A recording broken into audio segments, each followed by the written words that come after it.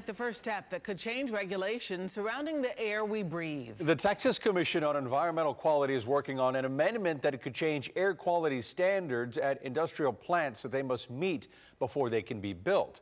People provided their input in East Aldine tonight. The backdrop is significant because it's where a controversial new concrete plant was recently approved for construction despite fierce opposition from neighbors. ABC 13's Brianna Connor joins us to explain what people in that community want from TCEQ. Brianna? I can tell you this, Gina and Eric, frustration with TCEQ out here in East Aldine is palpable. There are 8 construction batch plants in about a 5-mile radius out here, creating noise, dust, and pollution, some of them even near neighborhoods, parks, and schools. So they approved a 9th plant over the summer, and there wasn't much the community could do to stop it. So tonight, they took this opportunity to ask the commission to take into consideration their health, their properties, and the environment when they make their decision-making process. For our kindergartners and our seniors in high school and our folks that are taking college courses across the way, how are we going to know to tell them today's a good day to go out and breathe the air? Monday night, the Texas Commission on Environmental Quality faced tough questions from community members during the second of 3 meetings across the state.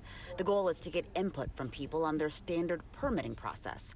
That's how they determine whether and how a concrete batch plant is allowed to operate.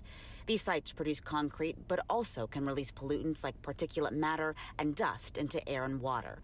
For the first time in 10 years, the TCEQ is amending their rules regulating these plants, and they're required to get feedback from the public. There's particular interest in Harris County. There are more than 130 concrete batch plants here, and that's more than anywhere else in the state. People who live near these plants and the pollution were not allowed to make official comments for the record tonight, but they did have an opportunity to speak with TCEQ representatives during a question and answer period. They asked for new rules that would set standards for how many plants are allowed within a certain area, taking into consideration schools, neighborhoods, and parks.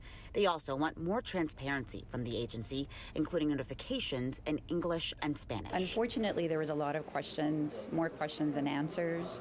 So community is frustrated. Mainly around the fact that these plants are popping up near Black and brown communities. There's a reason why these meetings are being held here and in communities similar to this. You will not see these meetings at the West Side, West U, Memorial, River Oaks, because these issues are not happening there. You do not have a plethora of industrial sources that are impacting communities. The TCEQ is reviewing how protected people are who live near these plants. A proposed amendment is expected early next year, followed by a period for public comment. The earliest new standards on the air we breathe could be implemented is mid-2023. I'm Brianna Connor, ABC 13 Eyewitness News.